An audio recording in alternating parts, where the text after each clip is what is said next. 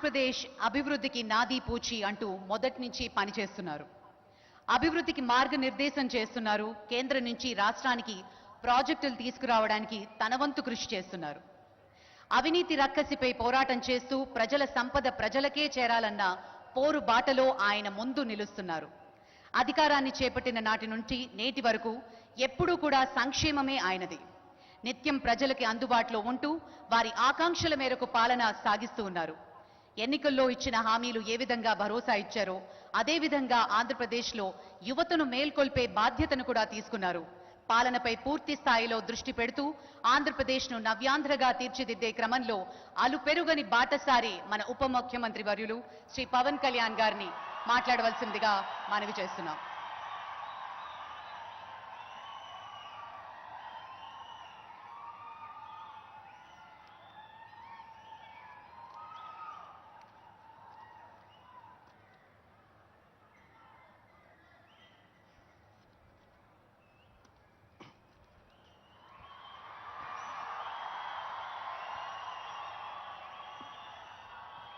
ఒక సదుద్దేశం, ఒక సదాశయం లేకుండా ఒకరు కన్యాకుమారి నుంచి కశ్మీర్ వరకు నడిచిన అది ఒక నిరర్ధకమైన నడకగా చరిత్రలో మిగిలిపోతుంది.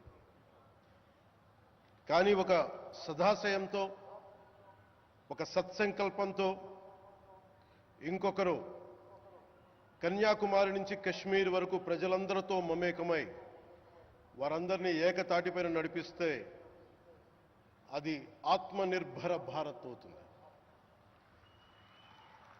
అదే కన్యాకుమారి నుంచి కశ్మీర్ వరకు ప్రజలకి వారి పరిసరాల శుభ్రత యొక్క బాధ్యతను తెలియజేస్తే అది స్వచ్ఛ భారత్ అవుతుంది. అదే కన్యాకుమారి నుంచి కశ్మీర్ వరకు ప్రజల గుండెల్లో దేశభక్తి, ధైర్య సాహసాలతో నింపితే అది పటిష్టమైన, బలిష్టమైన భారతం అవుతుంది. అది ఒక రోజున అఖండ భారతం అయి తీరుతుంది. ఒక బలమైన భారత్ కోసం, ఒక దృఢమైన దేశం కోసం, జగత్తంతా వసుదైక కుటుంబం అనే భావన కోసం 4.5 దశాబ్దాలుగా పరితపిస్తూ, పరిశ్రమిస్తూ ఆ దారిలో ఎదుర్కొన్న ప్రతి పరాజయాన్ని, పడ్డ ప్రతి అవమానాన్ని నవ్వుతూ స్వీకరిస్తూ వాటినే విజయాలకి ఇంధనంగా వాడుకుంటూ దేశాన్ని అభివృద్ధి పథంలో నడిపిస్తూ భారతదేశాన్ని ప్రపంచంలోనే 3వ బలమైన ఆర్థిక వ్యవస్థగా తీర్చిదిద్దేలా నడిపిస్తున్న మన ప్రియతమ ప్రధాని, మన గౌరవ ప్రధాని శ్రీ నరేంద్ర మోదీ గారికి నా తరపున 5 కోట్ల మంది ఆంధ్రప్రదేశ్ ప్రజల తరపున నా హృదయపూర్వక నమస్కారాలు.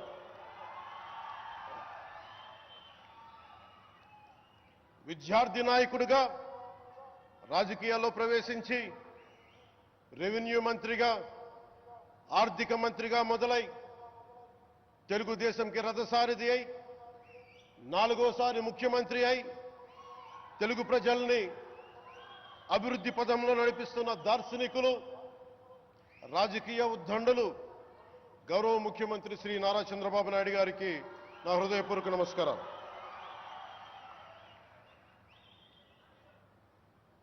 తోటి మంత్రివర్గ సహచరులైన ప్రతి ఒక్కరికి, నారా లోకేష్ గారికి,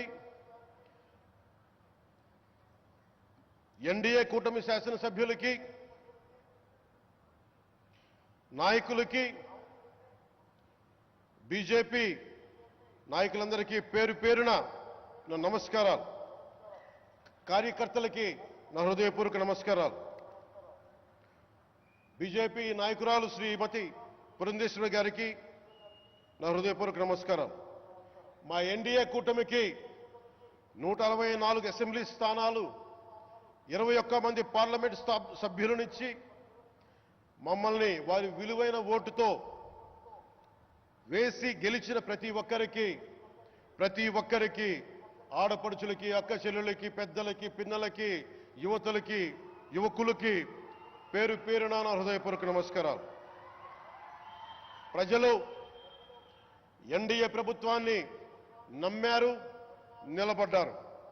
అలా నిలబడినందుకే ఈ రోజున మన గౌరవ ప్రధానమంత్రి గారి సారథ్యంలో ఈ ప్రారంభోత్సవాలు కానీ శంకుస్థాపనలు కానీ, అది దక్షిణ కోస్తా రైల్వే జోన్ కావచ్చు, కృష్ణపట్నం ఇండస్ట్రియల్ పార్క్ కానీ, గ్రీన్ హైడ్రోజన్ హబ్ కానీ, అనకాపల్లి బల్క్ డ్రగ్ పార్క్ కావచ్చు, 6 కొత్త రైల్వే ప్రాజెక్టులు కావచ్చు, వీటన్నిటిని వచ్చే పెట్టుబడి దాదాపు 2,10,000 కోట్ల రూపాయల పెట్టుబడులు, 7.5 లక్షల మందికి ఉపాధి అవకాశాలు. అవినీతితో కూరుకుపోయి ఉపాధి అవకాశాలు లేక, ఉద్యోగ అవకాశాలు లేక విలవిల్లాడుతున్న సమయంలో మీరు నిలబడ్డారు. అందుకే ఈ రోజున ఈ 2 లక్షల పైచిలుకు పెట్టుబడితో 7.5 లక్షల ఉపాధి అవకాశాలు లభించి మనందరికీ ఇచ్చినందుకు మనస్ఫూర్తిగా ప్రధానమంత్రి శ్రీ నరేంద్ర మోదీ గారికి చేతులెత్తి నమస్కరిస్తున్నాం. ఇవి కాకుండా కొత్త హైవేల నిర్మాణం, విస్తరణ, అలాగే అమరావతి రాజధానికి పెట్టుబడులు, పోలవరంకి నిధులు, 15th ఫైనాన్స్ కమిషన్ నిధులు కానీ, జల్ జీవన్ మిషన్ కోసం ప్రతి ఇంటికి నీరు, రక్షిత మంచినీరు రావాలి ఆయన ఆకాంక్ష, ఆయన ఆశయం. మనకు గంట కాదు 24 గంటలు రావాలని పడ్డ తపన ప్రధానమంత్రి గారిది. వీటన్నిటికీ చేయగలుగుతున్నాం, ముందు ప్రారంభించామంటే మీరు మా మీద పెట్టిన భరోసా, మా మీద పెట్టిన నమ్మకం, గౌరవ ప్రధానమంత్రి గారి మీద మీరు చూపించిన నమ్మకం. ఈ రోజున అది 2 లక్షల పైచిలకు పెట్టుబడులుగా ఇక్కడికి వచ్చింది. ఎక్కడో మన మారుమూల గ్రామాల్లో 70 సంవత్సరాల పాలనలో గ్రామాలకి రోడ్డు లేదు. ప్రధానమంత్రి సడక్ యోజన కింద ఈ రోజున మనం మారుమూల గిరిజన గ్రామాల్లో కూడా రోడ్లు వేయగలుగుతున్నామంటే దానికి ముందుండి మాకు వెన్నుతట్టి మాకు నిధులు సమకూరుస్తుంది నరేంద్ర మోదీ గారు. భారతం అభివృద్ధి పదంలో ఎందుకు చేశారు ఇవన్నీ అంటే, భారతదేశం అన్ని రాజ్యాలు, అన్ని రాష్ట్రాలు ఏ ఒక్కరు కూడా అభివృద్ధిలో వెనకపడకూడదు. అది మనకి తెలంగాణ కావచ్చు, ఆంధ్రప్రదేశ్ కావచ్చు, ఆంధ్రప్రదేశ్లోని ఉత్తరాంధ్ర, రాయలసీమ, మనకి కోస్తాంధ్ర కావచ్చు, ఎక్కడా కూడా ఏ ప్రాంతం కూడా వెనుకపడకూడదు. అభివృద్ధిలో అందరికీ సమాన వాటా ఉండాలని చెప్పే ఈరోజు ఇన్ని పెట్టుబడులు. ఈ మోదీ గారి సంకల్పానికి, సహకారానికి, ఆయన గైడెన్స్కి మనస్ఫూర్తిగా నా కృతజ్ఞతలు. 5 ఏళ్ల అవినీతి అరాచక పాలనలో ఆంధ్రప్రదేశ్ అంధకారంలో కూరుకుపోయినప్పుడు ఆ రోజున మన ముందుకొచ్చి మేము ఎన్డీఏ కూటమితో మనం నిలబెడదాం, ఆంధ్రప్రదేశ్ ప్రజల ఆకాంక్షలు నిలబెడదాం, అభివృద్ధి పదంలో నడిపిద్దామని చెప్పి ఆ రోజు ఆశాజ్యోతిలో నిలబడ్డారు.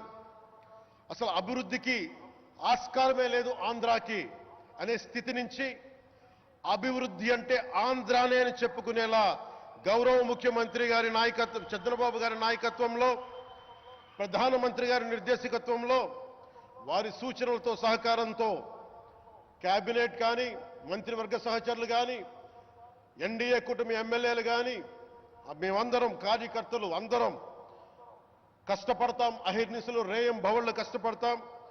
దేశ ప్రగతిలో భాగస్వామ్యులు అవుతాం.